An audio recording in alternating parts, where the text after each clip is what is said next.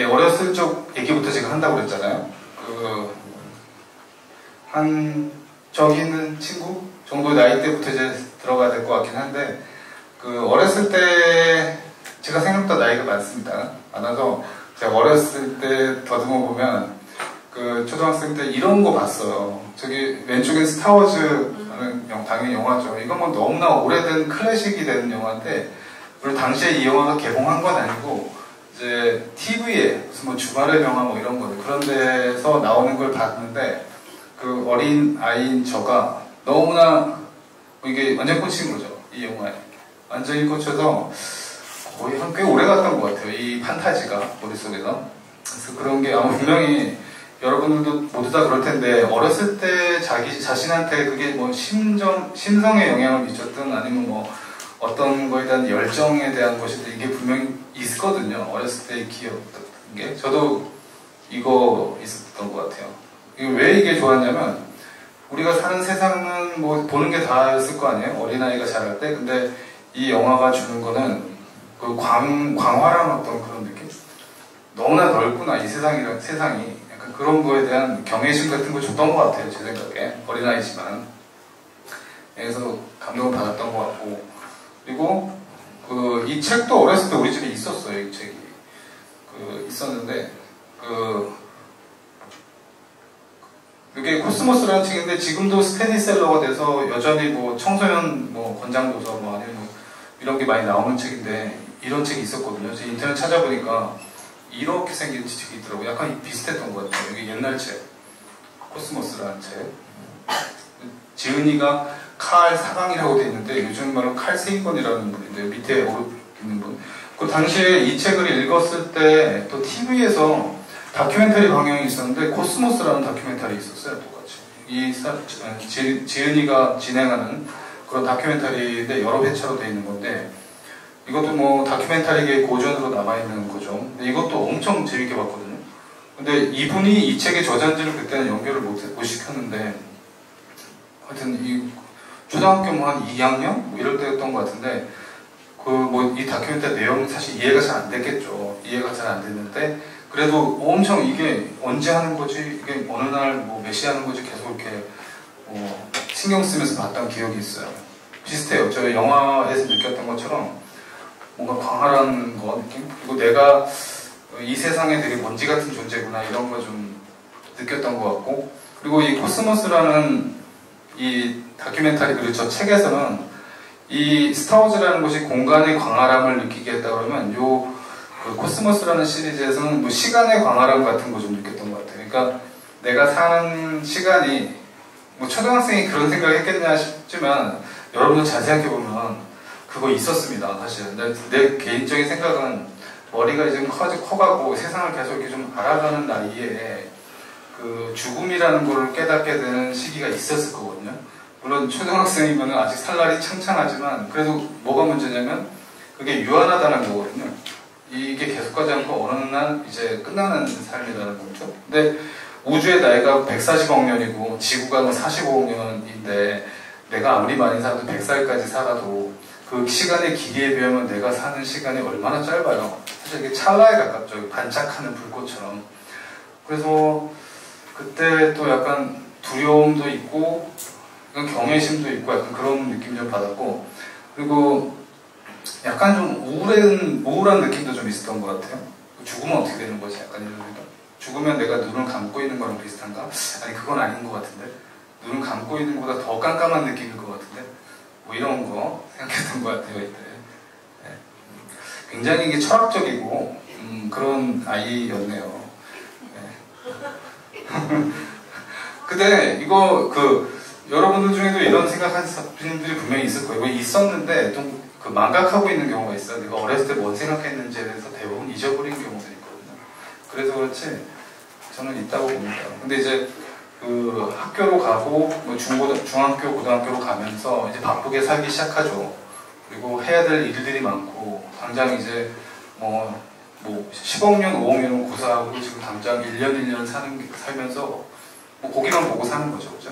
그렇게 열심히 살면서 그 순수하던 시절 그 요정이 날아다니고 뭐 이런 동심 같은 거 있잖아요. 그런 거가 순수한 게 아니라 약간 본질적인 걸 생각하는 거에 대한 순수함이 있죠.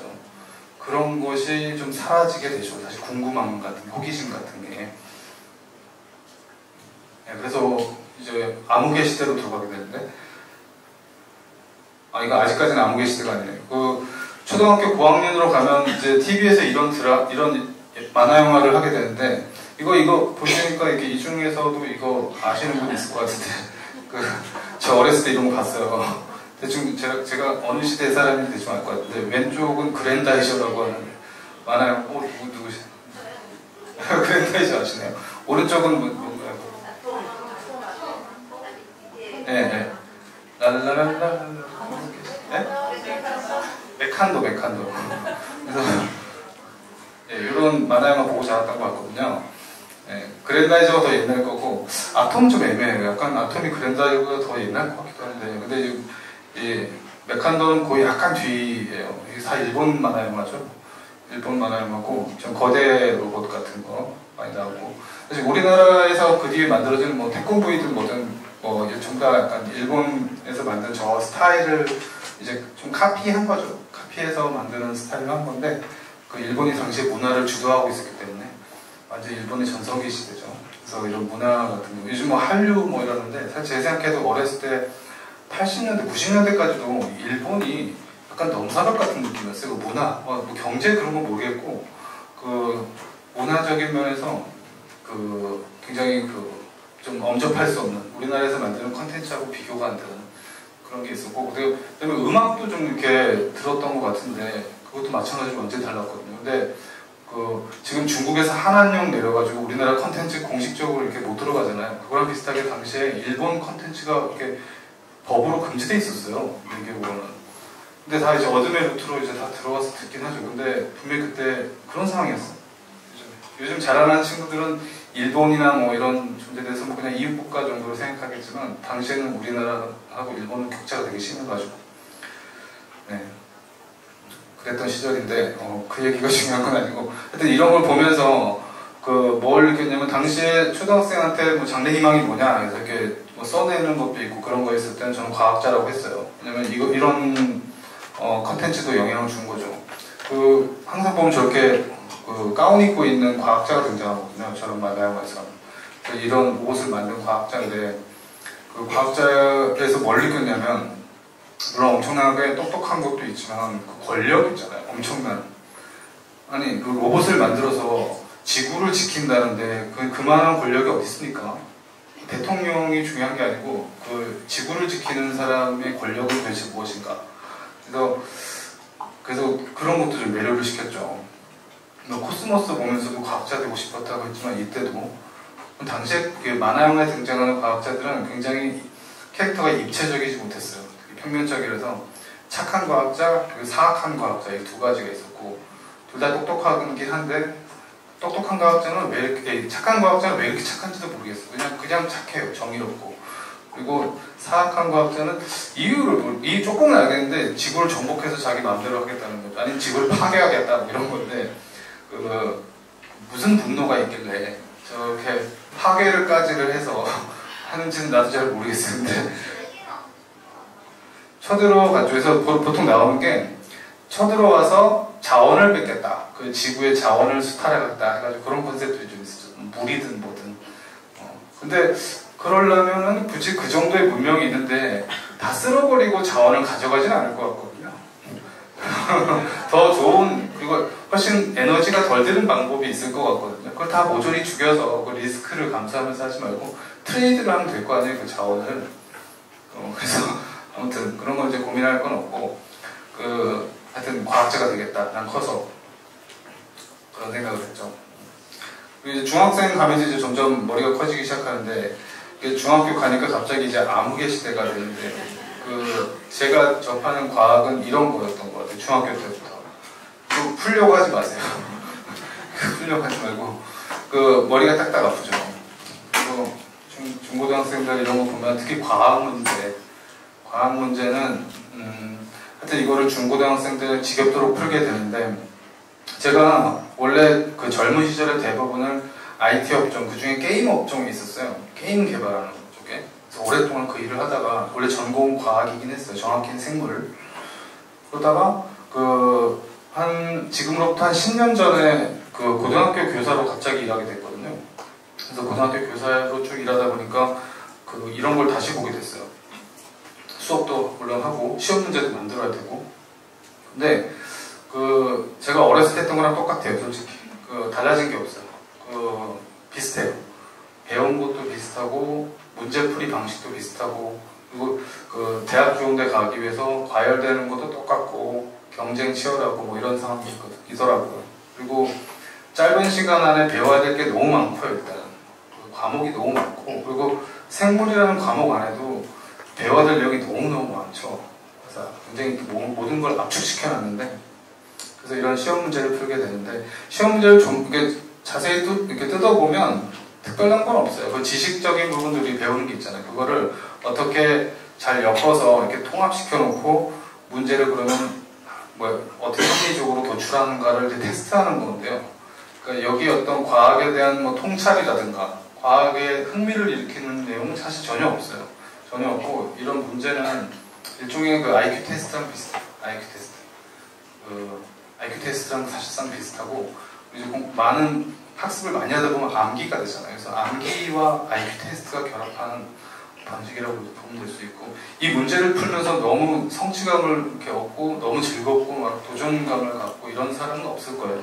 학생들처럼 문제 푸는 건 일종의 통과 의뢰고, 하기 싫지만 꼭 해야 되고 대학 가야 되니까 그런 거가 되죠. 그러니까 중요한 건 이거를 중고등학생 때 한 몇 년을 하게 되면 나처럼 그때 과학자가 되고 싶었던 순수한 어떤 과학자가 되고 싶었던 정신이 이제 말살되죠, 사실상. 과학이 이런 건 줄 아는 거죠. 근데 그럼에도 불구하고 어쨌든 우리나라 대학 진학할 때 이공계, 특히 자연과학 쪽으로 가는 학생들은 그래도 꾸준히 있어요. 꾸준히 있고, 그 많은 과 중에 굳이 또 거길 가는 학생들이 있다고. 그래서 그거는 보면 좀 신기하긴 해요. 특히 다른 과목보다 좀 더 심각한 느낌이긴 하거든요. 저 과학에 대한 거는. 제가 교사로 일해보니까, 예전에는 학생물이 있는데 교사로 가보니까 이렇구나. 그건 좀 많이 느꼈죠. 근데 저는 어쨌든 그 와중에 대학을 자연과학 쪽으로 가요. 이거는 물론 이제 대학교 학부 과정을 거치고 이제 군대 갔다 와서 이제 진로 고민이 될 거 아니에요. 그래서 공부를 계속 할 건지, 대학원을 갈 건지, 학부 마치고 취직을 할 건지. 전 전공이 생물학이었으니까 어떡하지 하다가 우리 과에 실험실하고 연구실들이 몇 개가 있었거든요. 그 중에서 분자생물학, 세포생물학, 발생학 여러 가지가 있었어요. 근데 저도 이제 고민했어요. 이런 쪽 공부를 좀 더 해보는 건 어떨까? 약간 아카데믹한 쪽으로 내 진로를 가는 게 맞을까? 이런 고민을 하다가 그 앞에 분자생물학 실험실이 있었는데 거기에 일종의 인턴처럼 그 선배 누나들, 형들 도와주면서 이렇게 하는 게 있거든요. 그러다가 거기서 이렇게 하다가 대학원도 거기로 진학하고 이런 경우들이 종종 있는데, 저도 그래서 테스트를 하기 위해서 여기서 6개월 정도 같이 있었던 적이 있었어요. 대학교 4학년 때인가 3학년 때 그랬는데, 그때 이 사진은 아니고, 그때 사진이 별로 없어가지고 인터넷 찾아보니까 이런 게 있더라고요. 거의 비슷해요. 우리 내가 있었던 실험실과 거의 흡사하고 거의 똑같아요. 그래서 이거 우리 거 아니야? 이렇게 저는 보게 됐는데 그건 아니더라고요. 이런 광경이에요. 저 대학원생들, 형들, 누나들 이렇게 하고 있고. 근데 저 앞치마는 안 들었던 것 같은데, 그래도 이게 하얀색 가운이 있었거든요. 그래서 그 앞에 여기 무슨 싱크대 같은 게 있죠. 여기 실제로 이게 실험 플라스크라든가 이런 것들 있잖아요. 그런 것들 여기서 설거지 하듯이 이렇게 팍팍 닦고 이러면 되고. 근데 우리가 그냥 설거지 하듯이 이렇게 설렁설렁 하면 안 되고 정말 빡빡 닦아야 돼요. 그리고 멸균기 안에 넣어가지고 완전히 해야 되거든요. 저거를 많이 했던 기억이 있고, 그리고 각종 무슨 장비 같은 것들이 안에 있고요. 그런 게 있었어요. 있으면서 했는데 제가 결론을 내렸어요. 이쪽 못하겠다 나. 그런 생각 들었어요. 이쪽 못하겠고, 물론 이제 잘 길을 찾아가면 그래도 당연히 대학생쯤 되면 현실적인 걸 생각하죠. 내가 나의 적성과 꿈과 희망도 있지만 내가 먹고 살 수 있는가, 그리고 부모로부터 완벽하게 자립할 수 있는가, 이런 거 중요한 이슈잖아요. 지금 당장 코앞에 다가온 문제니까. 그래서 가능성이 있는가. 물론 이제 저는 분자생물학이라든가 바이오 쪽, 테크 쪽에 가는 당시에도 그 전망이 당연히 좋았어요. 좋았고, 뭐 잘하면 정말 뭐 여러 가지 면에서 성공을 거둘 수도 있고, 대학 가서 뭐 어떤 교수의 길이라든가 뭐 이런 쪽 가는 것도 있었고, 당연히 다 이제 생각했는데, 그럼에도 불구하고 이 일을 내가 평생 할 수 있을까? 재미없지 않아. 일단 좀 재미가 너무 없고, 어떤 성취감 같은 거, 그것도 그렇고, 이게 날 계속 괴롭히면서 몇십 년을 앞으로 살면 이게 과연 행복한 인생이 될 것인가, 막 이런 생각이 좀 들기 시작했죠. 그래서 이런 실험하는 쪽, 도저히 안 되겠다. 그래가지고, 일단 그래도 대학원을 갔는데, 그 당시에 제가 뭐 컴퓨터 이렇게 만지고 이런 거 좀 좋아했던 것 같긴 해요. 약간 취미생활처럼. 그 IT 막 이제 막 발전하던 시대였는데, 뭐 웹사이트 같은 것도 만들고 뭐 간단한 프로그램도 만들고 이런 게 좀 있었거든요, 개인적으로. 그러다 대학원 중에 유일하게 약간 컴퓨터를 다루는 대학원이 있었어요. 그 교육공학 쪽 대학원이었는데, 거기는 뭐 교육학과에서 하는 약간 그런 걸 하는 거죠. 근데 거기로 입학을 했어요, 석사를. 그래서 다니다가 한 뭐 조교도 하고 뭐 이러면서 다니다가 1년 정도 하다가 너가 너무 학교에 오래 있는 느낌이 드는 거예요. 그래가지고 좀 그때 약간 일종 거의 이제 번아웃이 와가지고 잠깐 이제 휴학을 하고, 그리고 원래 컴퓨터 쪽으로 좀 더 하고 싶었는데 대학원에서 생각보다 배울 게 없다라는 느낌이 좀 있었거든요. 뭔가 정체되는 느낌, 그런 게 있어서 그 회사에 취직을 했어요. 그래서 IT 계통으로 취직을 했죠. 대기업이었어요. 포스코였어요. 포스코 회사인데, 물론 쇠 만드는 회사인데 거기도 이제 IT 쪽에 그 계열사라든가 부서 같은 게 있죠. 거기로 들어가서 대기업 생활을 좀 하죠. 그 드라마 스타트업이죠. 옛날에는 그 당시에 스타트업이라는 단어가 없었고 벤처 회사라는 단어가 오히려 좀 있었는데, 스타트업 회사를 제가 만들어요. 게임 회사. 게임 만드는 회사. 게임은 다 좋아하잖아요, 누구나. 요 하면은 우리가 만든 수많은 게임들 중에 그냥 하나인데, 저는 인터넷 게임을 만드는 회사를 만들었어요. 제가 돈도 별로 없고, 그래서 2, 3년 다닌 그 회사의 퇴직금이 내가 가진 다였거든요. 그래서 그 자본을 바탕으로 사무실부터 차려가지고 게임 만드는 일을 시작했고, 직원도 한 명 한 명 뽑아가면서 그 회사를 시작했죠. 지금 생각해보면 말도 안 되는 무모한 건데, 뭔가 뭐 어디 일거리를 뭐 갖고 시작한 것도 아니고, 게임을 만든다고 해서 그걸 누가 사줄 거나 돈을 내주는 게 아니거든요. 근데 사실 모르는 게 무식한 게 그러니까 용감한 거라고 그냥 했던 것 같아요. 그래서 회사를 한 1년 운영하면서 그때서야 이제 좀 무섭다는 걸 알게 됐죠. 당장 직원들도 그 월급 못 주면 어떻게 되는 거야. 그러니까 닥치는 대로 일을 했던 것 같아요, 당시에.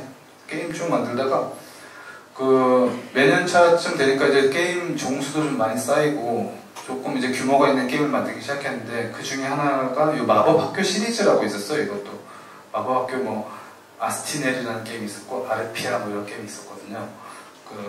여기에 지금 대학생쯤 돼 보이시는 분이 많이 있다면 이 게임 아세요? 어떻게 알아요? 그러세요? 제가 만든 거예요. 당시에 주니어 네이버하고 야후꾸러기라는 그런 포탈이 있었어요. 거기서 특히 야후꾸러기라는 데서 했고, 당시 초등학생들이 굉장히 많이 했어요, 진짜로. 많이 했죠, 그죠? 엄청 대표적인 게임이었어요, 이 게임이. 그래서 우리 회사가 한 단계 레벨업하는 계기가 됐던 게임이거든요. 이렇게. 전문적인 용어로 MMORPG 게임이라고 해서 여러 사람들이 이 게임에 접속하면 같이 얘기도 할 수 있고, 같이 돌아다닐 수도 있고, 그리고 어떤 미션이나 퀘스트 같은 게 주어지잖아요. 그거대로 하면 이제 모험을 펼치는 거예요. 그래서 뭐 펫들도, 애완동물도 데리고 다닐 수 있고, 뭐 아기자기하고 재미난 게임. 그래서 이 게임이 나름 유명해지고 접속하는 사람들의 숫자가 되게 많았어요. 학생들이죠, 전부 다. 초등학생. 그랬죠. 그래서 이것도 역시 이제 굉장히 성취감을 줬죠. 성취감을 주는 사건 중. 제가 살면서 인생에서 와 하고 이렇게 막 짜릿한 전율이 약간 흐르는 성취감을 가진 게 한 3번 있었던 것 같은데, 그 중에 하나였어요. 이 게임이 나름 성공했을 때. 네. 그러고 있다가 이 회사가 주목을 드디어 이제 받기 시작하고, 그리고 이제 직원들도 매출도 늘어나고 직원들도 막 늘어나고 막 이렇게 되는 상황이었었는데, 여전히 회사의 통장 잔고는 간당간당했어요. 매출은 늘어나는데 직원들도 같이 늘어나기 때문에 들어가는 비용이 이렇게 상승하는 게 아니라 약간 이렇게 지수함수식으로 증가하거든요. 그러면서 밑빠진 도구로 벌어도 모자란 상황이었던 것 같은데, 가능성은 포텐셜은 물론 있고 뭐 이런 회사였던 거죠. 그 와중에 그 대기업인 뭐 CJ 인터넷이라든가 NC소프트 이런 데서 오퍼가 왔어요. 그 같이 하자, 그 인수합병 하겠다고 하는 거였거든요. 그래서 NC소프트에 인수합병이 됐어요, 우리 회사가. 그래서 그 NC소프트의 자회사가 됐죠. 자회사가 돼서 뭐 하던 일 계속 하고 그랬죠. 네. 그때 그런 일을 하는 게 전체적으로 한 8년, 9년? 회사 창업부터 NC소프트의 자회사로 쭉 생활하면서까지 한 8, 9년 정도 쭉 했었죠. 시간이 어떻게 갔는지도 모르겠는데, 그러다가 나중에 그 자회사가 NC소프트에 완전히 흡수되면서 일부 직원은 남고 일부 직원은 나오고, 나는 그때 고민이 됐죠. 저도 이제 잔류하든가 나가든가 해야 되는데, 저는 그때 나왔어요, 회사를. 일단은 나와서 그때 석사를 아직 졸업 논문을 못 써서 졸업을 못 하고 있었는데, 그 대학원으로 들어가서 졸업 논문 쓰고 이제 막 발표 앞두고 있던 시점이었는데, 고등학교로부터 연락이 와서 교사를 좀 해볼래? 해서 제안이 왔어요. 이제 저 개인한테 온 게 아니라 우리 지도 교수님한테 급하게 SOS를 친 거죠. 교사 한 분이, 생물 교사 한 분이 이직을 갑자기 해가지고 그 펑크가 난 거죠. 그래서 곧 2달도 안 되고 있다가 이제 계약을 해야 되는데 선생님이 없으니까 우리 교수님한테 그 학교의 교장선생님이 연락이 왔고, 우리 교수님이 대학원에서 한번 공지를 했어요. 이중에 혹시 관심 있는 분들은 지원해봐, 이렇게 해가지고 그 다음날 교수님한테 가서 제가 가고 있습니다 그랬더니 교수님이 자네는 좀 아닌 것 같은데 뭐 교사 경험도 전혀 없고 그 회사 다니던 사람이 갑자기 그 학교가 민족사관고등학교라고 들어보셨죠. 나름 명문고등학교. 근데 거기 가서 망신당하면 어떡하냐. 물론 저도 그 걱정을 많이 했거든요. 하지만 또 가보고 싶은 생각도 있어가지고 교수님한테 말씀드린 건데, 그래서 제가 교수님한테 열심히 하겠습니다 뭐 그렇게 해서 어쨌든 갑자기 그 학교로 가게 됐어요. 민족사관고등학교. 강원도 횡성이라는 곳에 있는 거예요. 거기 갑자기 과학교사가 돼가지고, 이거는 과학 얘기, 게임회사 한참 할 때도 제가 책을 보기 시작했는데, 과학책을 개인적으로 보기 시작했거든요. 그러니까 대학교 때는 제가 진로를 과학 쪽으로 가는 걸 포기했었잖아요. 근데 오히려 시간이 좀 지나서 게임회사 한참 할 때 과학책, 뭐 역사책 이런 쪽으로 좀 편식을 하듯이 책을 봤던 것 같은데, 과학책이 되게 재밌더라고요. 그래서 책을 계속 사면서 계속 봤던 것 같아요. 과학 쪽 재밌었어요. 그래서 그래가지고 과학교사에 대한 얘기가 왔을 때 한 번도 안 해봤지만, 물론 좀 과학을 재밌어 한다고 해가지고 과학교사가 될 자격이 있는 건 아니지만 그래도 좀 영향을 줬던 것 같아요. 여기 있는 사람들은 이제 굉장히 유명한 과학자들이죠. 예. 다 알죠? 여기 포인터. 예, 몇 명? 그렇죠. 아인슈타인. 여기 안경 쓴 분은 볼츠만이라는 사람이에요. 여기 오른쪽에 있는 사람은 슈레딩거, 가운데는 파인만이라는 사람이죠. 맞아요. 위쪽에는 하이젠베르크라는 사람이 양자로. 에디슨도 훌륭하죠. 근데 여기 있는 과학자랑 구분을 하자면, 에디슨은 약간 오늘날의 스티브 잡스 같은 사람. 혁신가, 발명가 쪽이고, 이분들은 약간 이론과학자, 이론물리학자, 이론생물학자 뭐 이런 사람들이죠. 에디슨도 훌륭한 사람이죠. 에디슨. 그리고 이제 고등학교로 갔다 그랬죠. 그래서 고등학교 교사 생활을 시작했는데, 여기 보니까 뭐 완전 시골이에요. 강원도 횡성. 강원도 횡성 가보셨을 수도 있는데, 뭐 이렇게 동해안 쪽으로 놀러 갈 때 소고기 먹고 가고 뭐 이런 데거든요. 거기. 네, 한옥으로. 그래서 거기 가서, 근데 거기가 그 고장이 인구 밀도가 되게 적어요. 사람이 별로 안 살고 완전 산으로 돼가지고, 그래서 그 축산업을 많이 발전시킨 거기 한 것 같아요. 거기 뭐 할 게 없으니까 그 동네가. 그래서 한우 같은 게 좀 유명한데, 어쨌든 그 횡성 안에서 가장 오지의 이 학교가 있거든요. 그래서 교문을 나가도 아무것도 없는 그런 학교예요. 거기다가 학교를 세울 생각을 했는지 모르겠는데, 그래서 거기에서 갔고, 교복을 또 이렇게 한복 비슷한 걸 입혀요. 학생들은. 교사들도 한복을 입어야 되고, 한복을, 교사들은 직접 사야 되더라고요. 그래서 한복을, 내 평생 한복을 입어본 적이 없는데, 그래서 한복 2벌을 사가지고 학교로 갔던 기억이 있네요. 강원도 횡성 그 학교인데 제가 그때 처음 갔을 때가 이제 당연히 아직 겨울이고 2월 달인데 이제 이 강원도 횡성은 엄청 눈이 많이 오고 또 겨울이 길기 때문에 당시에 뭐 2, 3월이 돼도 계속 이런 장면인데 그 옷을 입혀놓잖아요. 저렇게 한복을. 그리고 이제 무슨 특별한 날 같은 경우는 이렇게 두루마기라는 것도 입어야 돼요. 그리고 저 갓을 써야 되거든요.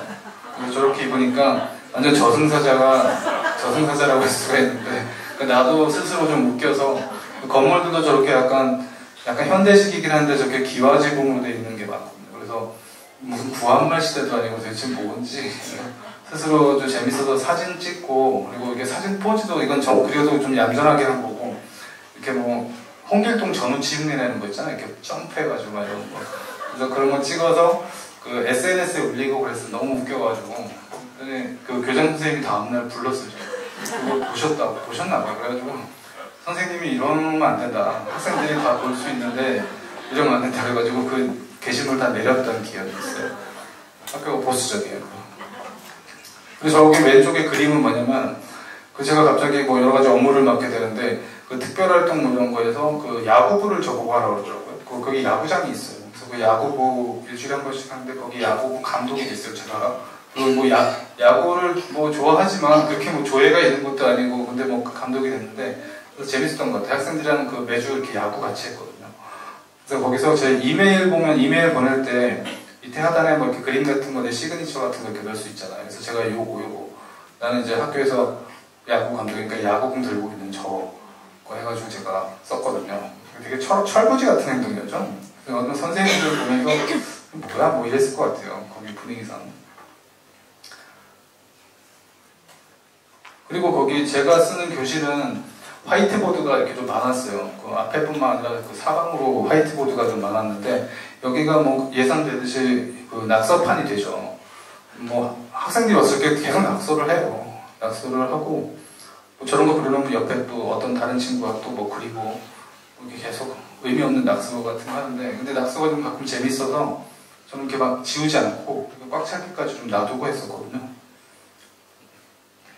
그리고 이거는 학교에도 나름 온라인상에 뭐 커뮤니티가 있잖아요. 거기에 가끔 이렇게 만화를 제가 그려서 올렸어요. 그냥 뭐 별 내용은 아니고 그 학교에 있는 학생들이나 선생님들이 보면 공감할 수 있는 내용이긴 하거든요. 별 얘기는 아닌데 저런 거 하면 학생들 되게 재밌어하죠. 네, 그래서 댓글도 많이 달리고 네, 그런 거 했었고. 그러니까 저는 IT 업종에서 좀 오래 일하다가 나름 바쁜 그리고 스타트업을 했기 때문에 밤도 많이 새고 항상 마감 비슷한 거에 쫓기고 살고 막 그러다가 이 고등학교 시골에 있는 고등학교로 가니까 일단 굉장히 완전 그 냉탕온탕 느낌으로 그냥 갑자기 좀 분위기가 달라졌거든요. 그래서 학교 일이 물론 1, 2년 차까지 무지하게 바쁘죠. 왜냐면 제가 교사를 안 했기 때문에 그 수업 준비하느라 바빴고 근데 그것도 한 2년 차쯤 돼서 사이클이 한 두세 번 돌아가니까 좀 익숙해지면서 그 잉여 시간들이 좀 생겨나기 시작했거든요. 그리고 서울에서 잉여 시간이 생기면 할 거 많죠. 물론 뭐 친구들도 만나야 되고 어디도 가고 근데 거기 강원도 횡성은 시베리아 같은 데서 뭐 시간이 남으면 더 대책이 없는 거예요. 뭘 해야 될지 저녁 때 그러니까 뭐 잡스러운 걸 하고 그 생각도 했어요. 게임 만들까? 그래서 게임을 여기 원격에서 좀 이렇게 만들 수 있을까? 이 고민도 솔직히 했거든요. 왜냐면 그걸 오랫동안 그거밖에 잘하는 게 없으니까 그러다가 근데 아무래도 무리가 있죠. 게임을 뭐 혼자 할 수 있는 게 아니고 이제 만드는 거라. 그래서 뭐 이렇게 그 그림 그리고 뭐 이런 거 막 하다가 그리고 뭐 이거는 학교 시험 문제도 이렇게 제가 그래픽을 막 들어가서 학교 시험 문제는 보통 이렇게 안 생겼잖아요. 근데 그림이 막 들어가는 시험 문제를 만들기 시작했어요. 이거 전부 다 학교에서 1년 차 그리고 2년 차 안에 벌어진 일이거든요. 그래서 뭔가 뭐 약간의 그런 거 있잖아요. 그 좀 돋보이고 싶다라는 약간 느낌도 있었을 것 같거든요. 왜냐면 학교가 굉장히 그 보수적이고 조용하고 정적인 분위기고 선생님들 그리고 나이대도 좀 이렇게 좀 높으시고 이런 분위기고 그런데 뭔가 이런 거 하면 어떨까 해서 이제 약간 그런 시도 같은 거 많이 했던 것 같아요. 그러면 뭐 그리고 이게 발전하다 보니까 뭐 이제 나중에는 시험 문제이거든요. 시험 문제가 무슨 이게 만화책이죠 완전히. 그리고 이 시험 문제가 10페이지가 넘었더라고요 제 기억으로는. 그래서 이걸 만들었어요. 이거 시험 문제 만드는 데만 한 이틀 걸린다 보통. 근데 이렇게 만들면 그거에 한 5, 6배 많이 걸리거든요 시간이. 근데 근데 그걸 감수하고 제가 막 했죠. 신나니까. 그래서 이것도 보면 나름 스토리 다 있어요. 스토리 다 있고 중간중간에 빈 말풍선이 있잖아요. 거기다가 그 학생이 적어놓으면 되거든요. 근데 거기는 그 질문에 대한 대답이 있을 수도 있고 질문에 대한 대답이 아니라 그냥 비어있는 경우도 있거든요. 근데 뭐든지 다 채워넣어야 돼요. 그거를 제가 이제 점수를 매기고 하는 거죠. 이거 보면 막 이래요. 이런 식으로 이게 나름 그 어드벤처물이에요. 그러니까 막 이렇게 모험을 떠나서 뭐 난관에 봉착하고 그걸 해결해 나가고 뭐 이런 스토리가 있어요. 이런 거. 지금 봐도 이거 진짜 신경 많이 써서 만든 건데. 그래서 이런 걸 막 했을 때가 있었어요. 근데 이 시험 문제를 다 내고 뭐 나중에 학생들한테 그 나는 폭발적인 약간 그런 호응을 기대했던 것 같거든요. 근데 의외로 너무 잠잠해서 약간 속상했던 기억이 지금도 있는데 뭐 피드백이 안 와요. 시험 끝나면은 선생님 하고 막 난리 나서 막 울어올 줄 알았거든요. 근데 생각보다 너무 피드백이 없어서 이게 뭐지? 근데 그게 1년차 이럴 때 아직 학교 분위기를 제가 아주 정확하게 파악을 못하고 있을 때였어요. 바빠요, 학생들이. 그리고 저런 거 다 신경 쓸 시간이 없고 그리고 이 시험 문제가 뭐냐면 약간 애매한 답변 같은 게 있을 수 있다고. 근데 논란의 여지가 있는 문제가 있을 수 있어요. 그러니까 우리 시험 문제는 정확하잖아요. 그게 논란이 있지 않게 만들거든요. 시험 문제를 딱딱딱 그냥 이렇게 그렇잖아요. 근데 채점을 할 때 너는 저기 너무 말풍선인데 말이 약간 유머 감각이 너무 떨어진다 해서 감점을 하면 이렇게 논란의 여지가 있을 수밖에 없죠. 그러니까 이런 시도를 이제 이 시험 문제가 거의 절정의 시기에 어떤 그거였는데 이 이후로는 하지 않았어요. 그냥 일반적인 시험 문제로 돌아갔죠. 나름대로 약간 실험적인 어떤 그런 시험 문제로 할 수 있어요. 요즘에 이런 문제집 같은 거 이렇게 만화로 만들면 괜찮을 것 같아요. 재밌어요? 아니, 재미없을 거예요. 안 될 것 같아요. 그리고 아까도 말했듯이 그 옆에 그 화이트보드가 많았는데 화이트보드에 이제 점점 낙서의 수준을 넘어서서 처음에 제가 맨 왼쪽에 있는 그림을 제가 그냥 한컷 그려놓잖아요. 그럼 학생들이 와서 그 다음 컷을 누군가 그리고 다른 학생이 와서 그 다음 컷을 그리고 하면서 일종의 릴레이 만화 같은 거 벌어졌거든요. 그래서 이게 디귿자로 해서 이렇게 완전 이렇게 사방으로 화이트보드가 있어서 꽤 길어요. 그러면 저게 다 화이트보드를 꽉 채울 때쯤 되면은 꽤 긴 이야기가 만들어지거든요. 근데 예상하시겠듯이 여러 작가가 참여하는 릴레이 만화이기 때문에 이야기가 산으로 가죠. 완전. 그래서 뭔 소리야 이게. 근데 약간 그래도 그게 재밌었던 것 같아요. 그쵸. 이게 산으로 가는 건데 근데 산으로 가는 게 또 재밌는 게 있어가지고 이게 꽤 가만히 놔두니까 약간 만화를 그려하고 약간 난 분위기만 잡혔거든요. 그랬더니 엄청나게 진화하는 거예요. 이 낙서가 진화해서 이제 작품이 되고 있어요. 그때 이걸 좀 더 자세하게 내가 기록을 좀 해놨어야 되는데 좀 아쉽긴 하네. 이런 것도 있었고 뭐 이런 식으로 자세히 확대해봐도 잘 그렸어. 그림도 잘 그려 심지어. 요즘 학생들이 그림 잘 그리는 애들 많더라고요. 나 어렸을 때는 그림 잘 그리는 애들이 한 반에 뭐 한 30명도 안 됐으면 요즘은 다 잘 그려요. 어떻게 된 게. 아마 그 웹툰 같은 걸 보는 게 너무 익숙한 환경이고 만화에 굉장히 익숙하기 때문에 자기도 모르게 이렇게 어느 트레이닝이 된 거예요. 그래서 만화를 잘 그려요, 애들이. 네. 그리고 거기 학교에는 여름에 여름 학기 같은 걸 개설할 수가 있었는데 그래서 하도 만화 관심이 있어 하니까 만화 수업을 한 적도 있어요. 그래서 여름 학기니까 한 2주 좀 안 되는 기간 동안 하는데 그 만화 그냥 그려보자 해가지고 했더니 학생들 잘 그렸도 이렇게. 과학 만화를 그려라 그래서 주제를 줬던 것 같은데 과학 만화. 굳이 제가 가르쳐주고 이런 것도 없는데 잘 그려도. 너무 잘 그려서 이런 학생들한테 너 그냥 만화가 해도 되겠다 이런 얘기 했던 것 같거든요. 근데 웹툰 많이 보고 하니까 만화 잘 그려. 그리고 약간 이렇게 굉장히 추상적인 만화도 있어요. 이게 뭔 뜻이지? 이컨 만화인데 무슨 뜻인지 이제 해석을 해야 돼요. 보는 사람이 알아서. 상처를 받았던 것 같아 이 학생이. 그리고 이런 것도 제목 나는 보았다. 일장 고발.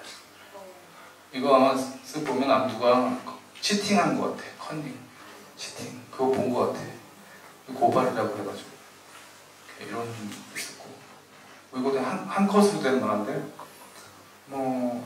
글 글만 읽어도 대충 뭔 내용인지 알겠죠. 그 학생의 어떤 스트레스를 표현한 건데 성적에 대한 스트레스죠. 그리고 어머니의 어떤 이중성 뭐 이런 걸 표현한 것 같아요. 이건 아마 그 SNS의 익명의 어떤 외로움을 표현한 게 아닌가 그런 생각이 들고. 그리고 그 당시에 그 학교 다니면서도 가능하면 주말마다 전 서울로 왔어요. 와가지고 그 서울에 와서 맑은 공기를 마시고 왔어요. 저 개인적으로. 물론 강원도 행성이 공기는 맑은데 거기에 오래 있으면 뭔가 병이 날 것 같았거든요. 그래서 서울 와야지 서울 공기를 좀 마셔야 이게 좀 건강해지더라고요. 그래서 서울 자주 왔는데 그 서울에 있는 제 집 바로 같은 단지 내에 제 여동생이 있어요. 저 여동생이에요. 그래서 여동생이랑 거기 스타벅스가 있는데 거기 스타벅스 주말에 가면 거기 자주 있어요. 왜냐면 여동생은 국어 교사이면서 동시에 만화가인데요. 지금도 그렇고요. 그 웹툰 작가예요. 그래서 웹툰 작가에서 계속 주말마다 그 장비 가지고 와서 거기서 카페에서 만화 작업을 지금도 계속 하고 있거든요. 그리고 동생은 애 둘 낳고 애 키우면서도 계속 그렇게 교사하면서도 진짜 부지런한 제가 아는 한 3손가락 안에 드는 사람인데 동생이랑 얘기를 많이 하죠 평소에. 근데 당시에 동생은 이미 이름이 알려진 만화가요. 요거 뭐 이런 만화 그 지금도 다 많은데 동시에 4개를 연재하고 있는 지금도 네이버, 카카오 이런 쪽에. 그리고 뭐 밤을 걷는 선비가 제 기억으로는 동생이 유명해지게 된 최초의 어떤 그 웹툰이었어요. 그래서 그 뒤로 뭐 약간 이런 판타지류가 잘 팔리다 보니까 약간 이런 판타지를 자꾸 하는 것 같아. 이게 원래 동생이 이전에는 약간 작가주의라고 해서 좀 안 하는 장르 같은 거 많이 했는데 이 만화가 성공하면서 좀 돈을 좀 많이 벌면서 그 뒤에 이제 자본에 굴복했어요. 그래가지고 그래서 이렇게 잘 팔릴 만한 만화를 계속 하고 있더라고요. 그래서 지금 다 당시에 근데 동생이 나보고 나 민사고 생활이 좀 이제 지루해지기 시작했다. 그리고 학교 시간 업무 시간 끝나면 할 게 없다. 미치겠다. 막 이러니까 그러다가 오빠 만화 그려봐 이러더라고요. 오빠도 그림 좀 곧잘 그리니까 거기서 만화 그려보라고. 웹툰이든 출판 만화든 만화 해보라고 그래가지고 그래? 그래서 처음에 그냥 흘겨들었는데 나중에 제가 그래서 만화를 그리기 시작해요. 민사고 생활하면서. 그래서 처음 나온 만화는 이제 웹툰은 아니었고 이 출판 만화였어요. 저 어메이징 그래비티라고 하는 책이 첫 번째 책이고 이게 나중에 개정판인데 그 이 책이 2013년도에 나왔어요. 이게 10년 전이에요. 10년 전. 근데 이 만화가 일종의 약간 히트를 쳐요. 히트를 쳐서 이런 장르의 만화가 그렇게 많이 안 팔리거든요, 실제로. 근데 그 와중에 굉장히 많이 팔렸고, 그리고 여러 학계, 그리고 뭐 여러 부분에서 그 일종의 그 찬사를 받아요, 찬사. 그리고 상이라는 상은 다 타고, 그 해에. 그래서 그 해에 가장 대표적인 한국 출판 문화 대상이라는 가장 권위 있는 상이 있거든요. 출판 쪽에다 주는 상. 그 해에 교회 부문 대상을 받았어요, 이 책이. 그래가지고, 아까 왜 제가 살면서 성취감을 느낀 한 3번 있었다 그랬잖아요. 그 중에 하나. 그래서, 아니, 이게 비현실적이고, 내가 그 작가가 된다는 생각도 없었고, 이 책은 그냥, 물론 이제 열심히 해서 최선을 다해서 만들긴 했지만, 그 결과가 어떨 거다라는 전혀 어떤 예측을 못했거든요. 근데 출판하고 나서 너무 막 그렇게 사랑을 받으니까 우쭐해지죠, 완전. 그리고, 와, 이거 이쪽이 나 맞나 보다, 뭐 이런 생각도 들고, 그래서 교사하면서, 이제, 낮에 업무 시간에는 교사 생활을 하고, 저녁이 딱 되면 저녁 먹고, 제가 그 근처에 그 카페가 있는데 카페 가서 또 이제 작업을 하고, 이렇게 두 번째 책을 빨리 내야 되니까, 그래서 열심히 했던 것 같아요. 그래서 두 번째 책도 나왔고, 이런 개념 익스프레스라고, 원래 이게 그 그래비티 익스프레스는 굳이 장르로 말하자면 그 과학에서는 물리나 뭐 이런 쪽에 가깝죠. 그래서 내가 생물 선생님이었는데, 왜 물리책을 냈냐고 해가지고 선생님들로부터 비판을 받았거든요. 거기에 나이 많으신 물리 선생님들이 왜 조준호 선생은 왜 물리책을 썼어? 그리고 그런 식으로 하니까 그게 물론 반농담이시긴 한데 약간 좀 움츠러들었거든요, 제가. 그래서 생물교사로서 개념 익스프레스는 이제 내 분야니까 그 유전자 관련 책을 다음 책을 냈어요. 그래서 이 책도 나름 또 평가가 좋게 나왔고 막 신났죠, 뭐. 그래서 신났는데 대신에 내 시간이 너무 없어지긴 했어요. 낮에도 바쁜데 학교 끝나고 밥 먹고 저거 일하고 그럼 이제 내 시간이 없죠. 그리고 주말에 또 진도를 뽑아야 되기 때문에 주말에도 또 일해야 되고 방학 때는 또 더 열심히 해야 돼요. 그러니까 몇 년 내 생활을 좀 잡아먹었던 그런 작업이죠. 그 다음 나온 책은 아톰 익스프레스. 이거는 원자에 대한 얘기예요, 원자. 굳이 그 장르를 말하자면 화학에 가까워요. 이건 아톰 익스프레스. 그리고 이건 에볼루션 익스프레스. 이거는 또 생물의 진화 다루는 거죠. 다윈도 나오겠죠. 이 책이 쭉 나왔고, 지금 현재 작업하고 있는 거는 퀀텀 익스프레스라고 해서 양자역학 쪽 지금 작업을 하고 있는데 아직 좀 초창기예요. 근데 요즘에 이것저것 하는 게 많아가지고 지금 진도가 잘 안 나가고 있어요. 근데 출간하는 거를 목표로 지금 작업을 어쨌든 하고 있고. 네. 그래서 이게 지금 제가 하는 강연의 약간 전반부인데 뭐 거의 다 했어요. 그래서 지금 좀 두서없죠, 얘기가. 근데 이 만화책 같은 4권 쓰는 데까지 뭐 이런 게 있었다. 이런 게 있었고, 저도 생각해보니까 어렸을 때 이렇게 낙서 같은 거 하는 거 좋아했어요. 저도 좋아했던 것 같아요. 뭐 그냥 그런 전문적인 교육을 받아본 적은 없죠. 그림이나 만화에 대해서 그런 건 없고. 그 전문적인 교육이 없이 만화책을 쓸 수가 있느냐? 쓸 수 있어요. 요즘엔 쓸 수 있고, 보니까 옛날에는 인터넷이 발달하지 않았을 때는 만화가도 일종의 등단 과정이 있었다고 하더라고요. 동생이 그러는데 소설가나 이런 작가들도 등단하는 과정이 있지만 만화가도 좀 그런 게 있었거든요. 그런 게 있었는데 뭐 언제부터 그것이 없어요. 지금 여러분 이 중에서 누가 지금 만화가 되려면 그냥 하면 돼요.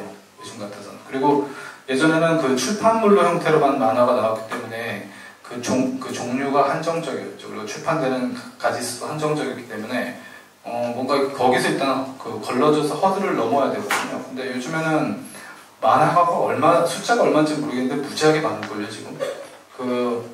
웹툰, 주요 플랫폼에 들어가는 웹툰 작가 수만 해도 엄청나게 많고요. 그리고 작품 하나당 한 사람이 작업해서 올리는 경우는 거의 없고요. 대부분 팀을 이루어서 작업을 하거든요. 그래서 무지하게 하여튼 많아요, 인구가.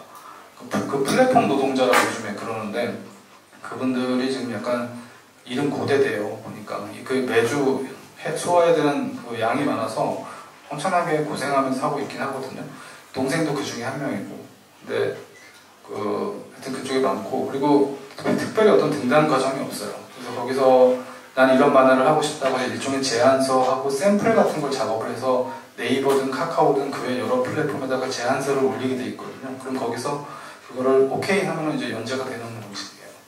그래서 지금 그런 쪽에 일을 하는 사람이 많고, 동생 보니까 일단 그쪽 산업이 엄청 커져서 적당히 잘 되는 만화들 같은 경우는 돈도 많이 벌어요. 그러니까 동생한테 얘기 들어보니까 돈 많이 벌더라고요. 그래서 동생한테 얘기 듣고, 너 그럴 거면은 교사를 굳이 할 필요가 있냐? 더 만화를 열심히 해. 너 그쪽으로 더, 솔직히 교사보다 그쪽에 지금 시간 더 많이 투자하는 거 아니야? 근데 동생도 그 얘기를 하는데, 동생은 또 항상 굉장히 이제 조심하는 주의이기 때문에 내 만화가 언제까지 잘 될 줄 아냐. 그래서 차마 이제 학교는 그만두지 못하겠다 해가지고 같이 두 개를 부여잡고 하고 있는 스타일이긴 해요, 동생은. 그래서 어쨌든 뭐 그런 상황이고, 제 만화 같은 경우는 이제 출판만으로 나오긴 했지만 이게 웹툰화 돼가지고 또 올릴 수 있어요. 어차피 만든 작품이 그대로 있기 때문에 그런 경우도 많이 있고, 또는 이런 웹툰 쪽의 산업이 단순히 그런 쪽에다 올리면은 사용자 그걸 보고 뭐 과금을 해서 이렇게 돈 벌고 이러는 구조뿐만 아니라 이게 일종의 원천 스토리를 만드는 일이잖아요. 웹툰이든 소설이든. 그런 것이 올라가면 그게 인기를 얻으면 뭐 영화, 드라마, 뭐 그 외 기타 여러 가지 형태로 만들어져요. 그래서 그걸 IP 사업이라고 하는데, 지적재산권을 확장해 나가는 사업이거든요. 그쪽 규모가 엄청 커지고 있고 커요, 이미 굉장히. 그래서 동생도 만화를 일단 올리면 매달 그걸 가지고 돈을 받는 것도 있지만, 이게 대부분 많은 경우 드라마 제작사라든가 이런 쪽에서 판권을 사가요. 판권을 사갈 때 돈을 많이 받아요. 예전보다 값어치가 많이 올라갔대요. 그걸 이제 여러 경쟁하듯이 사가기 때문에, 예전에 뭐 1,000만 원이었다 그러면 그게 지금은 1억 원 뭐 이렇게 될 정도로 그 가치가 엄청 올랐어요. 그리고 그게 또 나중에 실제로 판권을 사간다고 해서 그게 무조건 다 영화나 드라마로 100% 다 만들어지는 건 아니고, 그 중에 뭐 3분의 1이나 뭐 이 정도는 실제로 만들어질 수 있거든요. 영화나 드라마로. 그게 또 흥행을 일으켜서 또 수익을 만들게 되잖아요. 그럼 또 로열티 개념을 해가지고 또 작가들이 벌어들이게 되죠. 그래서 그쪽으로 하는 사람들이 물론 잘하는 경우에, 모든 사람이 아니라 꽤 그래도 큰 시장이 형성돼 있고, 그렇다는 거. 저 같은 경우도 게노믹스프레스라는 책이 그런 건 나도 예상 못했는데 연극계에서 제안이 와서 이걸 연극으로 만들고 싶다고 했어요. 그래서 나는 뭐 영화 이런 거는 되면 좋겠다 이런 생각을 했는데 연극이라고 해서 이걸 도대체 연극으로 어떻게 만든다는 거지. 그래서 저야 좋습니다 해서 뭐 적극 돕겠습니다 해서 그때 계약이 돼서 실제로 연극으로 만들어졌어요. 그래서 대학로에서 일단은 6회차 공연으로 해가지고 했거든요. 근데 다 매진됐어. 다 매진돼가지고 저도 그 6회 공연을 다 가서 봤거든요. 너무 신기해가지고 봤는데 너무 감동이더라고요.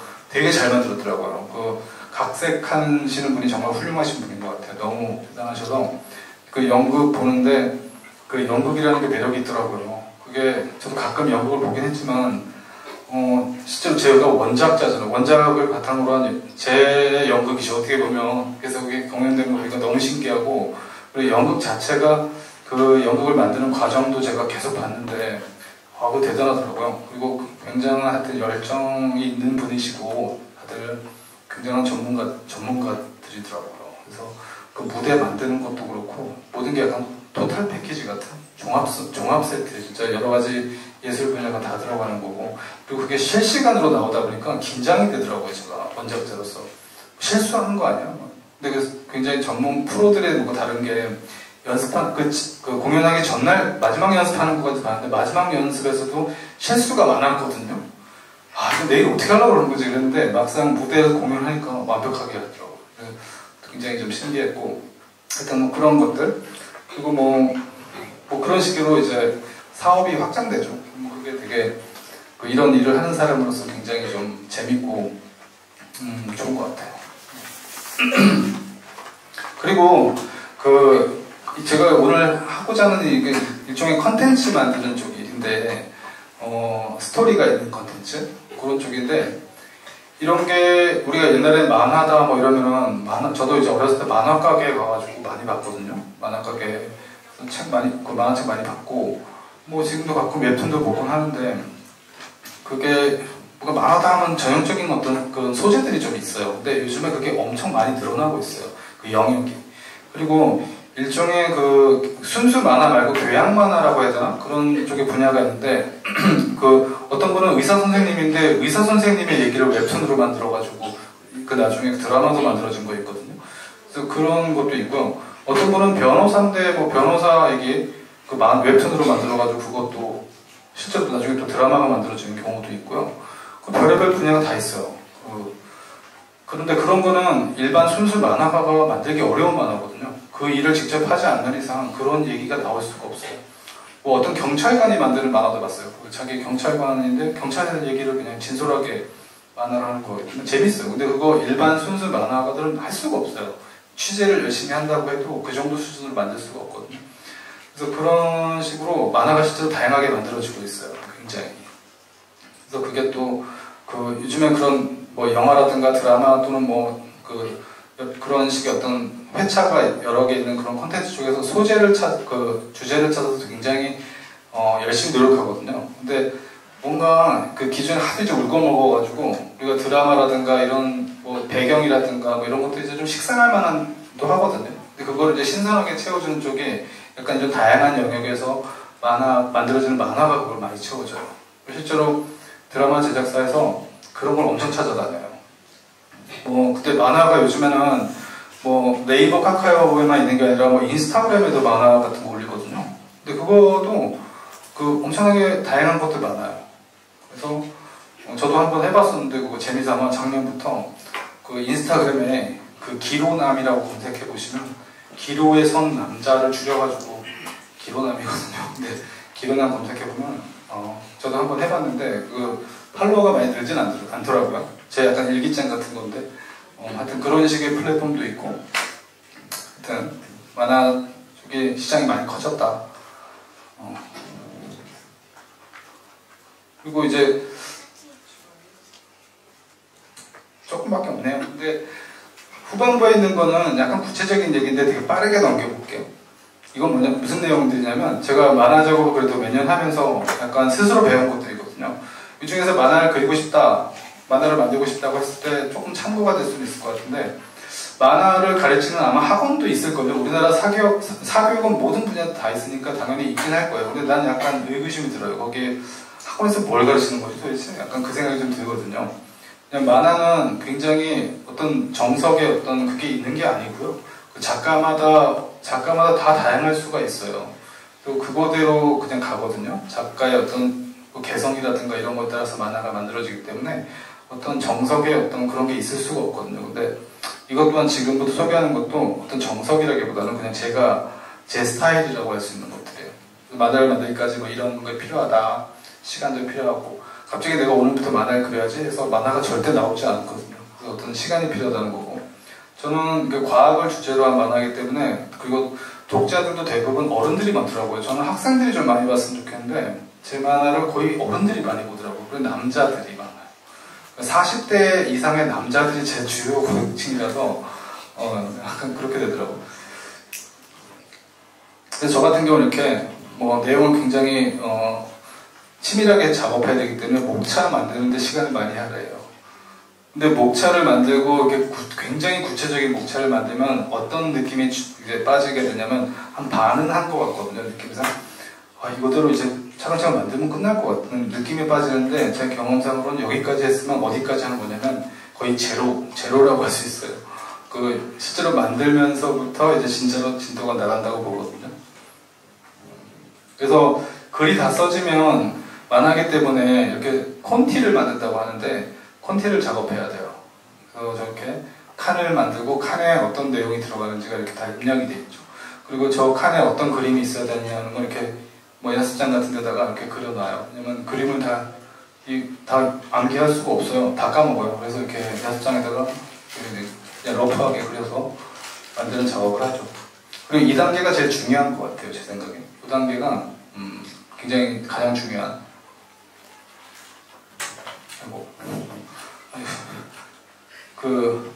요 단계가 중요한데요. 만화가 쪽에서 그 윤태우 작가라고 있죠. 유명하신 그 미생 만드신 분. 그분하고 친분이 있어서 그분 작업하는 것들을 많이 봤는데 그분은 이제 워낙 유명하시고 그러다 보니까 전문적인 팀이 있어요. 가보면.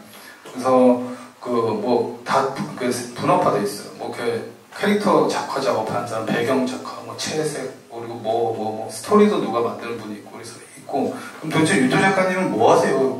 그랬더니 그 스토리를 가지고 오면 그거를 연출하는 거 있어요.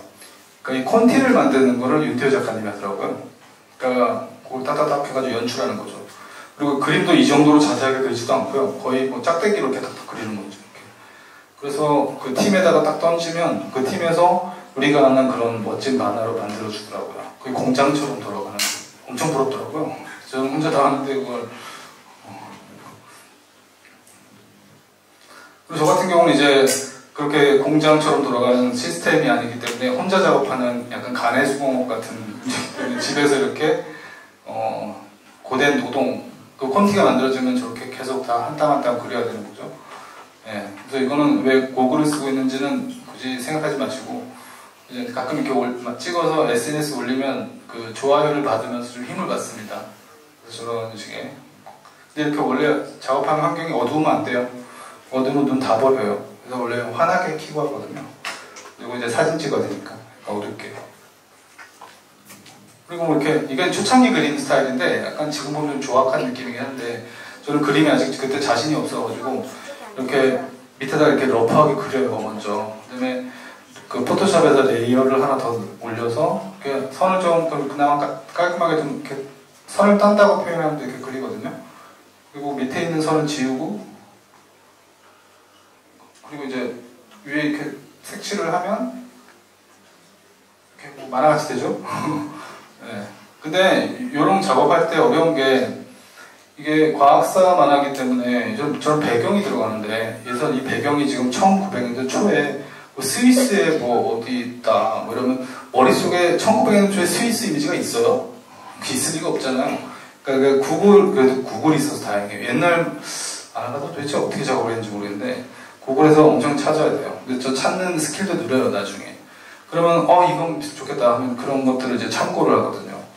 그래서 그림을 저렇게 그리고 하다못해 뭐 의상 같은 거 그런 것도 다 이거 구글을 엄청 찾다 보니까 1800년대, 1900년대, 그리고 뭐 스위스, 영국, 프랑스 전부 다 다르더라고요. 우리 옆에 그 당시에 유럽은 비슷한 느낌이잖아요. 근데 정말 다르더라고요. 근데 생각해보면 1900년대 중국 베이징하고 서울하고 비교해보면 다를 거 아니에요. 의상도 다르고 건축물도 좀 다르잖아요. 달라요. 그래서 이게 혹시나가 아니라 이게 외국에 판매될 수도 있잖아요, 제 책이. 근데 유럽에 판매가 되는데 그 일본의 도시를 딱 그려놓으면 자기 나라 뭐 예를 들어서 영국인데 완전 싫을 거 아니에요. 프랑스 어느 도시를 그려놨네? 여기 영국이어야 되는데 뭐 이렇게 되면 그렇기 때문에 나름 되게 찾아야 돼요. 엄청 찾아서 그러니까 교육도 좀 되긴 하더라고요. 뭐 여러 가지 고민들 초창기에요. 저 만화책 작업하기 전에 뭐 인물 중심으로 할까? 뭐 아인슈타인 편, 뭐 다윈 편 해가지고 이렇게 만들 수도 있잖아요. 그런 만화도 실제 있고. 근데 이건 좀 개성이 없는 것 같아. 그러면 뭐 현대과학, 근대과학, 고대과학 해가지고 할까? 이것도 싫고. 그래서 저는 저 같은 경우는 주제가 있어요. 뭐 중력, 유전자, 뭐 이런 거. 그 주제를 하나 정해서 그걸 책으로 쓰기로 했고. 하여튼 뭐 고민이 많았죠, 초반에는. 그리고 제가 아무래도 게임 회사에서 오래 일했기 때문에 그 약간 게임스러운 특히 게임도 분야가 되게 다양하거든요. 근데 그때 당시 우리 회사에서 만든 게임 대부분 스토리텔링형 RPG 게임이라고 할 수 있는데 스토리가 쭉 이어지는 방식의 게임을 저는 선호했거든요. 그래서 그런 게임을 많이 만들다 보니까 이 만화책도 약간 그렇게 만들어지는 경향이 있더라고요. 그 만화책의 본질은 원래 스토리잖아요. 그림도 그림인데 만화책이 재밌는 이유는 스토리가 쭉 펼쳐지는 거죠. 물론 소설 같은 경우도 스토리가 펼쳐지는데 만화의 문법은 좀 다르거든요. 그래서 그게 장점이죠. 굉장히 재미가 있죠. 과학책을 물론 시중에 많이 나와 있지만 스토리텔링이 잘 됐다고 할 수 없죠. 정보 전달이 좀 많이 있기 때문에 뭐 내가 소설책을 본다라는 느낌으로 좀 보진 않게 되잖아요. 그 과학책을. 근데 저는 약간 그런 식으로 느껴졌으면 좋겠다는 생각이 있었던 것 같거든요. 그래가지고 그런 식으로 만화를 썼다는 거. 네, 그 카페 같은 데서 작업할 때는 이렇게 가져가서 이렇게. 전 집에서 작업을 잘 못하겠더라고요. 막 그 하루 종일은 너무 적막하고 그래서 카페 같은 데 가서 이렇게 일을 하는 경우가 많고 요즘에 저런 사람들 많죠. 네. 그래서 등장인물의 생각을 간접 체험하도록 한다는 게 익스프레스 시리즈였던 그거였어요. 그 등장인물이 과학자죠, 대부분. 과학자들의 생각, 그 다음에 감정 이런 거를 독자가 간접 경험해보는 약간 그런 식으로 접근을 많이 했어요.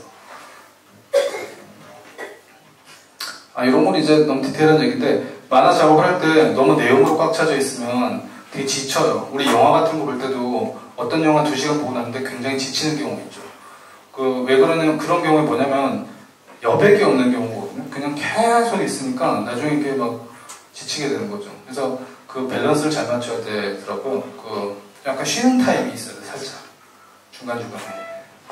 그게 연출의 미학인데, 그런 것들은 누가 배운다기보다는, 스스로 알게 되는 약간 그런 성격인 것 같아요. 그 욕심 버려야 되는 거. 너무 완벽하고, 이건 모든 일이든 마찬가지인데, 지나친 욕심을 부리고 지나치게 많은 걸 할 때는 일을 그르치게 됩니다.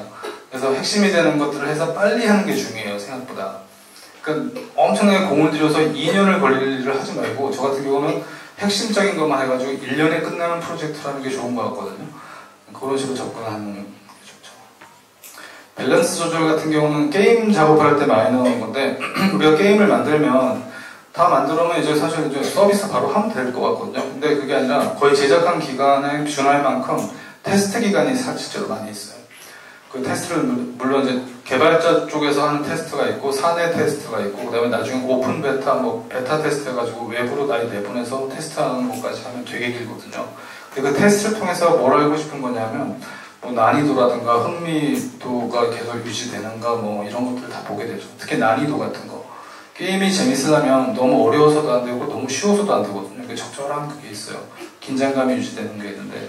그래서 만화도 약간 마찬가지다. 약간 게임 개발하다 보니까 저렇게 접근하게 되더라고요. 작업을 할 때. 이거는 뭐냐면 무슨 일이든 할 때 가속도를 유지하는 게 필요한데 중간에 너무 하기 싫을 때가 있거든요. 여러분들 일이 굉장히 재미있다고 하는 사람은 거짓말이에요. 자기 일을 할 때 대부분 90% 이상은 고통이에요. 참고해야 되는 거거든요. 근데 재밌다고 그래도 얘기하는 거 뭐냐면 뭐 다 맞췄을 때 일종의 성취감 같은 게 오긴 하죠. 그리고 뭐 어떤 피드백이 긍정적 피드백이 오거나 뭐 이런 것들이 있기 때문에 계속 이어서 하게 되는 거죠. 근데 그 작업을 하는 과정 자체는 대부분 고통이거든요. 그래서 너무 힘들다 보니까 중간에 쉬고 싶을 때가 있죠. 그래서 오늘 일을 할 게 원래 분량이 있는데 딱 저 같은 경우는 타블렛을 딱 열었는데 막 속이 미식거리고 너무 하기 싫어. 그래서 괜히 이렇게 뭐 이메일 같은 거 좀 보다가 유튜브 같은 거 좀 보다가 한두 시간 가다가 이러다가 보면 너무 하기 싫거든요. 그래서 오늘은 일이 안 되겠다. 안 된다. 도저히 안 된다 해가지고 그 동해바다 가서 강릉 같은 데 가서 한 이틀 정도 약간 바람을 쐬고 오자 해가지고 그런 적도 있어요. 실제로 저도. 겨울바다 보러 가야지. 근데 거기서 좀 이틀 정도 약간 쉬면서 바닷가도 왔다 갔다 하고 스토리가 지금 전혀 이렇게 안 만들어지니까 바닷가 왔다 갔다 보면 이렇게 스토리도 떠올릴 것 같아. 그래서 가잖아요. 가면 한 이틀 동안 바로 알게 돼요. 그냥 아무것도 생각이 안 나고 겨울바다가 엄청 추워요. 그래서 이게 머리가 깨질 것 같아. 저기까지 걸어갔다 오면 콧물이 막 나서 이렇게 얼어 있어요. 여기. 그래서 아무런 도움이 안 되고 리프레시가 안 되는. 그리고 오히려 그 일을 더 이어서 하기가 더 힘들어져요. 그래서 가능하면 빨리 쭉 해서 빨리 끝내는 게 낫다. 이런 갖고 있고 즐거움을 유지하고 뭐 행복해. 자료가 좀 이상한 것 같아요. 제가 빨리 만들어가지고. 네. 만화, 이 출판 만화하고 웹툰 같은 경우는 그 연출할 때 컷을 분할해가지고 이어붙이는 게 만화거든요. 이 만화는 사실 역사를 보면 고대 문명 시대도 있었더라고요. 하다못해 이집트 벽화 같은 데 있는 것도 보면 그게 만화거든요, 일종의. 그 만화를 만드는 본능 같은 게 있는데, 저 컷 분할이 만화의 가장 중요한 거예요. 그래서 이 컷을 어떻게 나눌 것이며, 내가 어떤 장면이 있는데 그 장면을 3개의 컷으로 표현할 거냐, 2개로 할 거냐, 그리고 컷을 어떤 식으로 할 거냐. 그냥 나누는 게 문제가 저기 컷 보면 어떤 칸은 크고 어떤 칸은 좀 작잖아요. 근데 저것도 일종의 연출이거든요, 전부 다. 그리고 그 출판 만화 같은 경우는 보는 순서가 약간 이런 식으로 되잖아요. 그래서 그 시선을 이렇게 자연스럽게 이어가면서 가야 돼요. 그래서 그 안에서 박진감 같은 것도 넣을 수가 있고, 긴장도를 어떻게 조절할 건가 이런 것이 다 포함되는 거거든요. 그래서 이런 것들이 다 컷 분할에 대한 내용인 거죠. 이걸로 얘기하자면 또 한참 얘기해야 되는 거긴 해요. 가장 중요한 부분이긴 하더라고요, 만화에서. 학생들 보고, 나도 물론 처음에 그랬겠지만, 만화 그려봐 하면은, 바로 그 종이에다가 칸부터 만들어요, 이렇게 쫙. 그 다음에 그림을 막 그리기 시작해. 그 다음에 나중에는 말풍선을 넣거든요, 이렇게. 근데 이게 다 완전 잘못된 순서예요, 사실. 이렇게 하면 안 돼요. 그리고 이게 만화니까 이렇게 캐릭터가 나오죠. 저는 사실 어떻게 그려야 될지 모르겠더라고요. 그래서 그냥 제가 편한 대로 그냥 했어요. 편한 대로 했고, 제가 이렇게 꼼꼼한 성격이 아니라가지고 이렇게 정교하게 도저히 못 그리겠더라고요. 근데 내가 할 수 있는 최대한 정교하게 그리는 방식이거든요. 선이 좀 굵고 거친 스타일로 좀 그리는 것 같고, 그 눈이 중요하더라고요. 제 생각에는 캐릭터 만들 때 사람도 그렇지만 눈이 그 사람 표정의 한 70%는 한 것 같거든요. 눈에서 나타나는 그게 눈을 어떻게 하냐에 따라서 그 감정이 거기서 나타나는 것 같아요. 그리고 그 캐릭터의 성격 있잖아요. 이 캐릭터가 뭐 굉장히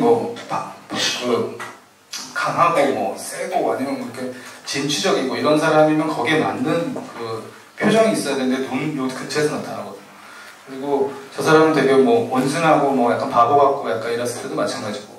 근데 어떤 캐릭터 같은 경우는 도무지 성격을 알 수 없는 캐릭터가 있잖아요. 오묘한 캐릭터. 속을 알 수 없는 캐릭터는 비교적 쉬워요. 저기 왼쪽에 있는 그림처럼 눈을 가려주면 돼요. 눈을 가려주면 약간 그게 신비로운 캐릭터가 되는 경향이 있어요. 속을 알 수가 없어요. 눈을 가리니까. 그리고 저 같은 경우는 눈동자를 좀 작게 그리는 편이거든요. 눈동자를 작게 그렸을 때가 눈의 표정이 더 드러나는 느낌이 있거든요. 근데 눈을 되게 크게 그리잖아요. 우리 일본 만화, 순정 만화 같은 거 눈을 막 이따만하게 크게 그리잖아요. 사실 그 캐릭터를 보다 보면 얘가 뭔 생각하는지 모르겠어요. 그러니까 쾌한 느낌이거든요. 잘 모르겠거든요.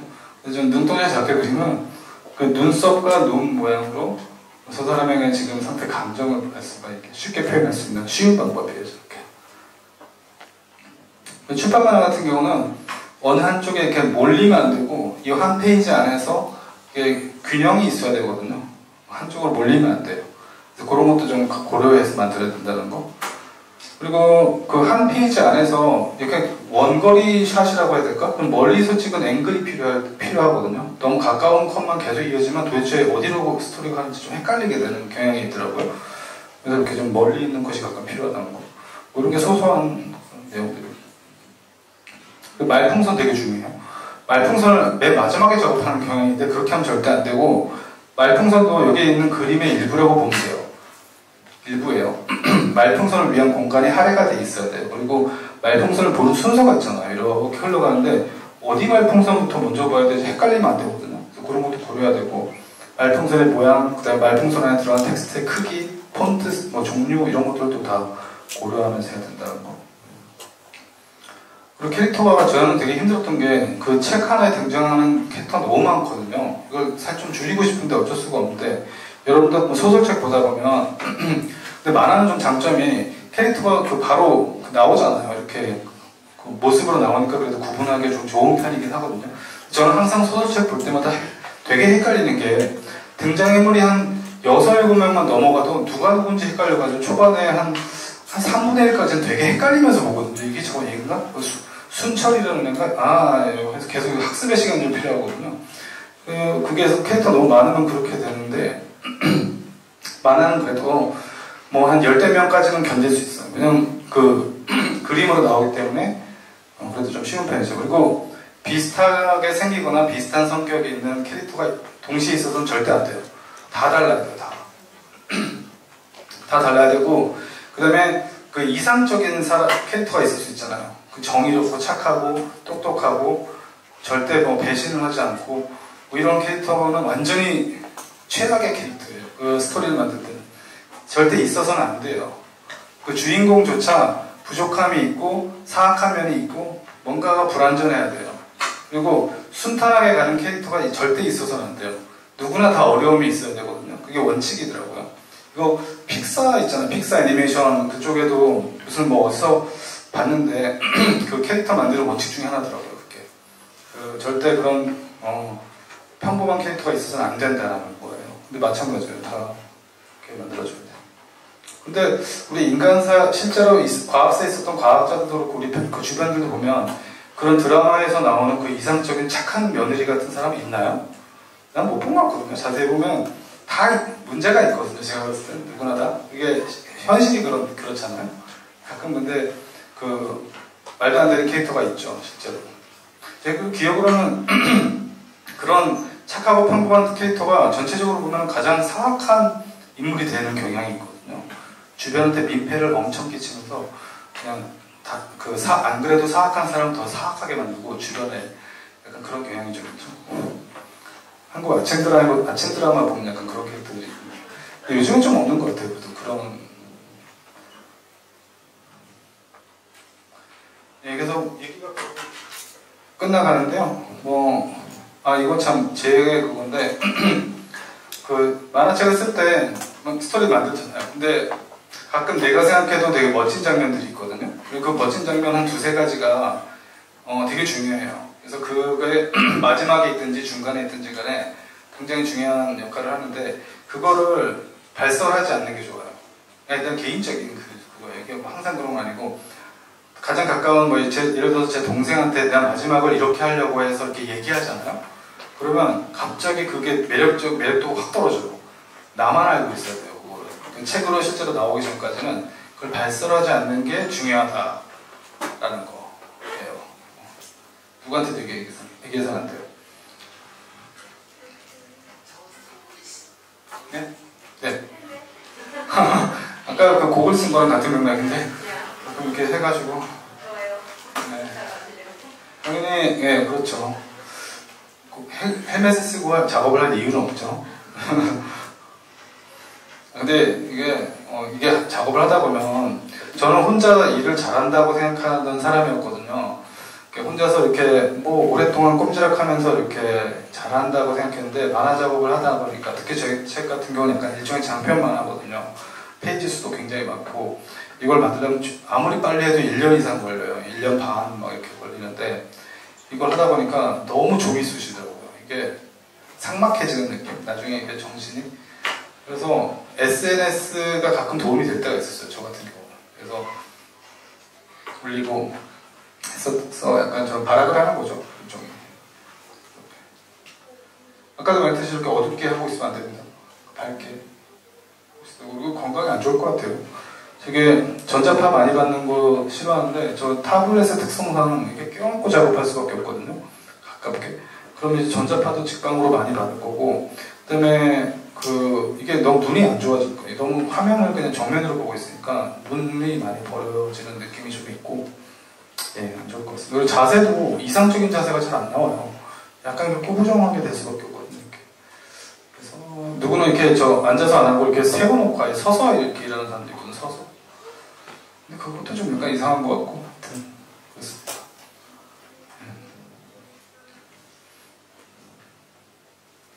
네, 하여튼 뭐 이렇게 자지구레한 내용 있고, 뭐 대충 끝난 것 같아요. 여기까지고.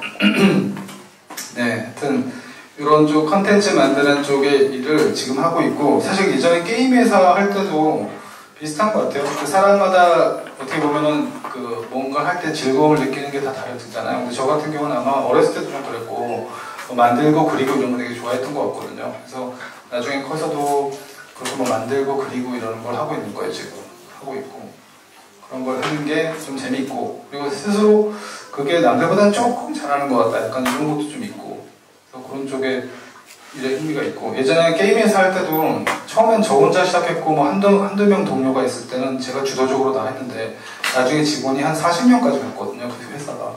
근데 모든 일이 다 세분화되잖아요. 그래서 저는 더 이상 제작에 참여하는 게 점점 줄어들 수밖에 없어요. 줄어들어야 되고. 그러다 다른 회사가 운영되기 위한 다른 일을 많이 하게 되는데, 약간 그때 제 생각이 좀 지쳤던 것 같아요. 그러니까 재미가 없는 것 같아요. 그래서 저는 약간 이렇게 크리에이터로서만 만드는 게 기본적으로 좀 좋은 것 같거든요. 그러니까 직원이 한 20명 정도까지는 그래도 어느 정도 제가 역할을 하는데, 나중 되니까 그렇더라고요. 그래서 저는 뭐 하여튼 그런 쪽 일은 재밌어 하는 것 같고, 뭐 앞으로도 계속 그럴 것 같습니다. 네. 그리고 제 책의 작업을 또 이게 원천 컨텐츠다 보니까 만들다 보니까 책도 어쨌든 좀 늘어나고, 지금 뭐 일본, 중국, 프랑스에 다 수출돼가지고 번역돼서 또 나오고 있거든요. 그런 거 보면 되게 좀 신나더라고요. 그래서 가끔 찾아봐요. 제 외국 사람들 반응도 찾아봐요. 뭐 어떤지. 그리고 가끔 제 책도 계속 팔리고 있다 보니까 네이버 이런 데 계속 가끔 간간히 찾아보거든요. 그럼 피드백이 올라와 있어요. 근데 피드백이 올라왔는데 대부분 욕을 하기 위해서 올리는 사람 별로 없잖아요. 그러니까 대부분 올라온 것들은 칭찬 글이 많거든요. 근데 어떨 때는 작업자로서 이 정도까지 저 독자가 지금 나의 의도를 알아냈다고 약간 이런 감동하는 부분들이 좀 있거든요. 그러면 댓글 달고 싶어요. 막 댓글 저 작가입니다 해가지고 그런 느낌이 들 정도로 약간 감동이 좀 오거든요. 그래서 그런 게 재밌는 것 같아요. 재밌고, 하여튼 뭐 그냥 여기까지 하겠습니다.